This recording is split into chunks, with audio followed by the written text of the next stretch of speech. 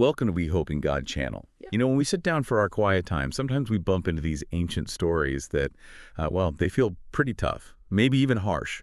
Our whole mission here is to take those passages, the challenging ones, and really dive deep into the source material. We want to pull out the grace, the steadfast love of Jesus that's revealed even there. So this deep dive, it's really our reflection, and we hope it can be a small light for your own walk.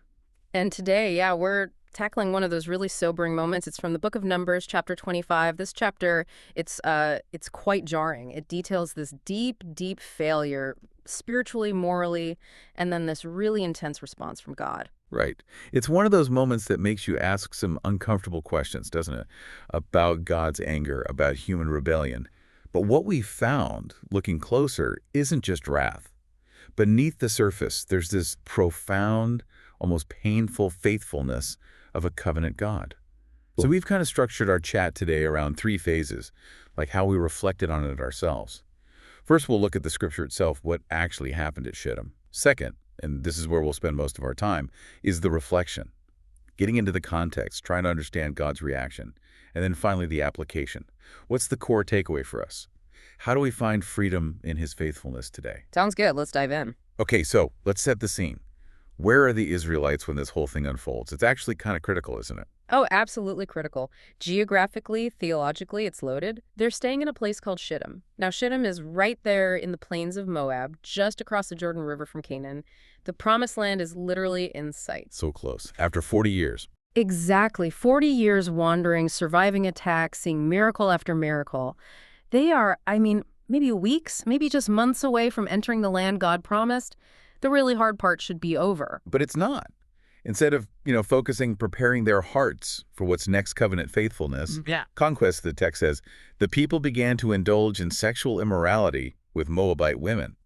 It seems to start there, like a lapse in discipline, but wow, it spirals fast. It does, and it's important to see it wasn't just a casual fling or a few isolated mistakes. These Moabite women, they weren't just, objects of desire. They were actually the gateway to something much deeper, a spiritual compromise. The text specifically says these women invited the people to the sacrifices of their gods. It wasn't just a party. It was explicitly a religious ceremony. Ah, okay. So the men weren't just committing moral sin, though that was bad enough. They were actively jumping into pagan worship, eating the sacrificial meal that meant fellowship with the god being worshipped, right? And then it says they bowed down before their gods. That's the ultimate turning away. It really is. And it all leads to that really chilling phrase in verse 3. Israel yoked themselves to the Baal of Peor. That word yoked, it's so important. It's like farming language, isn't it? Binding yourself to another animal to pull together, go the same direction. They weren't just flirting with these other gods. They were making a formal spiritual alliance. We should probably pause on that name, Baal of Peor. Because it's not just some random idol name, is it? It tells us something specific. It tells us a lot. Baal was the big one in Canaan, the main god for fertility, for storms, for rain. And think about where they were. About to enter a land where they needed rain, good harvests, fertility for their families and flocks.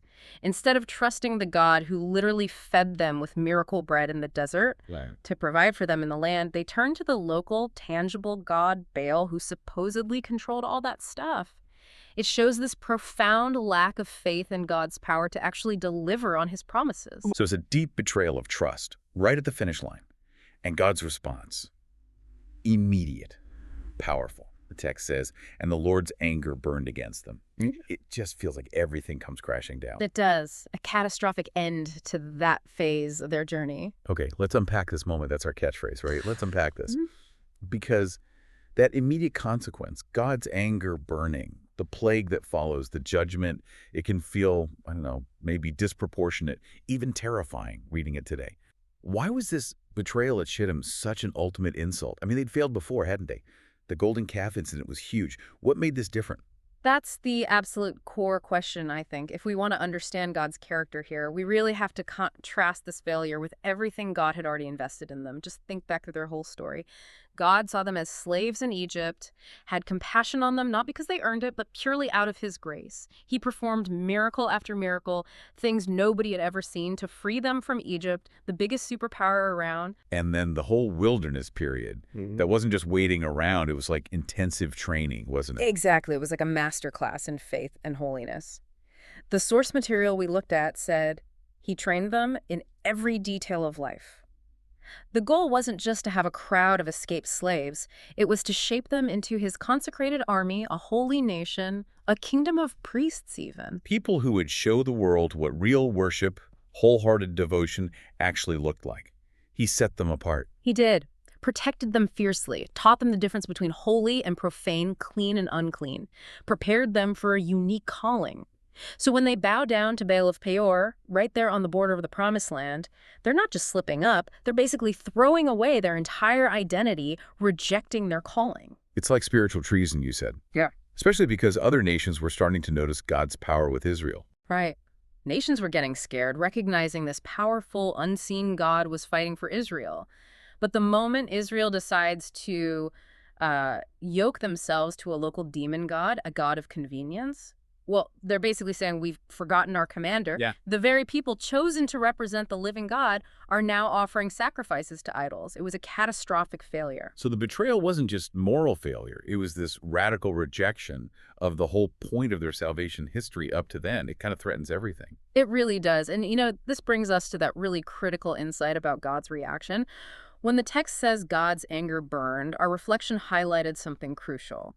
This anger was not merely out of wrath, but out of grieving love. That phrase grieving love, I found it completely changes how you see it. It shifts the image from like an angry tyrant to, well, a betrayed, heartbroken partner in a covenant. Why grieving love? Well, because it gets to the heart of God's jealousy. We tend to think of jealousy in human terms, insecure, possessive, kind of petty sometimes.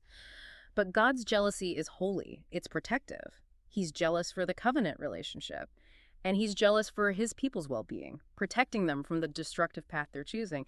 He wants their holiness because that's where their life, their safety, their purpose actually is. Okay, so the anger isn't just fury. It's the agony of watching someone you love deliberately choose self-destruction. Yeah. It's like the grief of a faithful spouse, seeing their beloved just walk away from the very vows meant to protect and sustain them both. Precisely. What's fascinating here is God's response, while immediate and severe, it seems ultimately aimed at saving the covenant relationship, not just wiping out the offenders. The real miracle, the true wonder, as we sort of concluded in our reflection, isn't ever found in humanity's faithfulness because we're so inconsistent. It's found in God's relentless, unwavering faithfulness. Even when we betray him completely, he's angry, yes, but it's because his people are destroying themselves, not because his ego got hurt. Wow. That totally reframes Numbers 25 for me. Right. The judgment, as harsh as it is, becomes an act from a heart that refuses, absolutely refuses, to give up on the whole story of redemption. Yeah.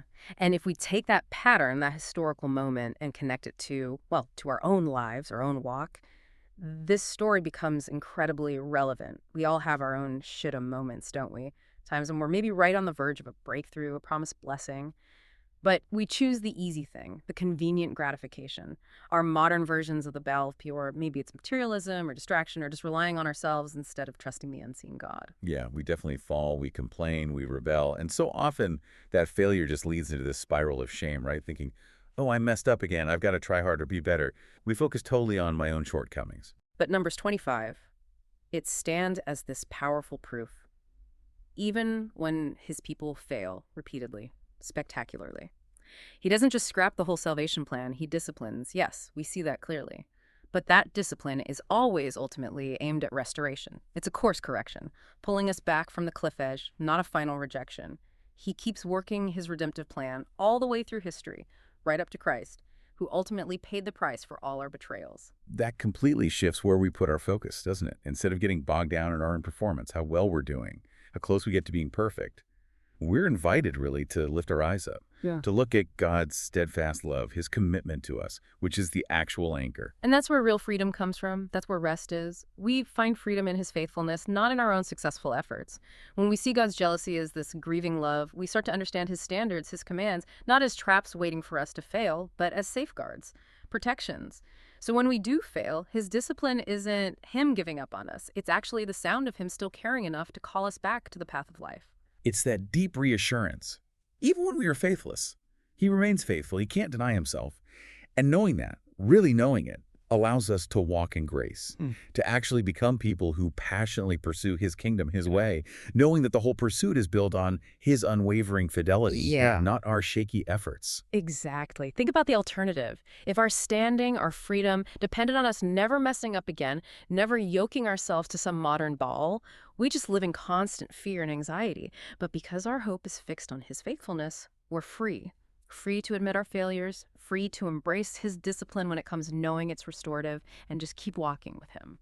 So our deep dive today into what seems like such a harsh story in Numbers 25 has surprisingly led us right back to enduring grace. This challenging ancient story, it really reveals a faithful God. Yes, he disciplines, but it flows out of this painful, grieving love, making sure his redemption story keeps going no matter how much we stumble. So maybe, as you continue your own walk, here's something to reflect on, a thought to maybe sit with. How does seeing God's anger in Scripture, not just as random wrath, but as the painful result of grieving love, how does that change the way you view discipline or consequences in your own spiritual life? Do you see it mostly as punishment to be afraid of? Or maybe could it be a rescue attempt, something to actually embrace because it shows he hasn't given up? May each meditation be a small light for your walk with Christ. Thanks so much for joining us for this deep dive.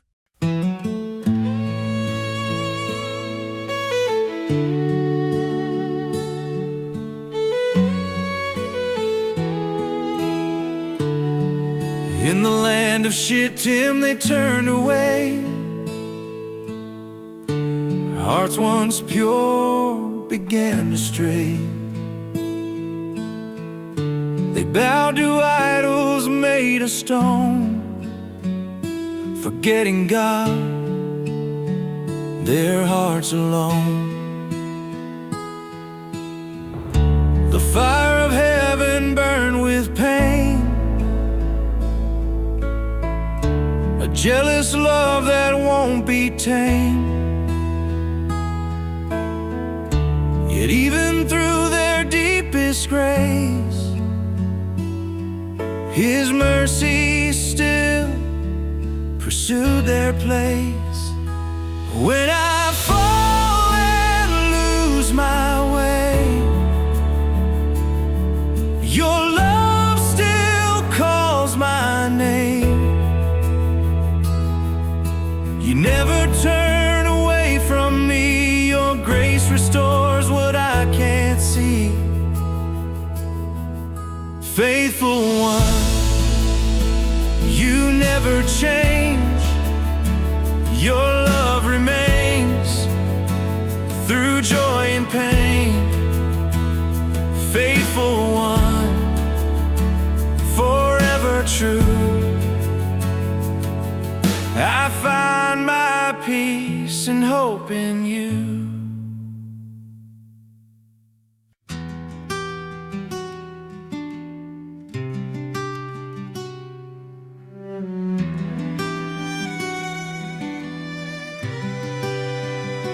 In the land of Shittim they turned away.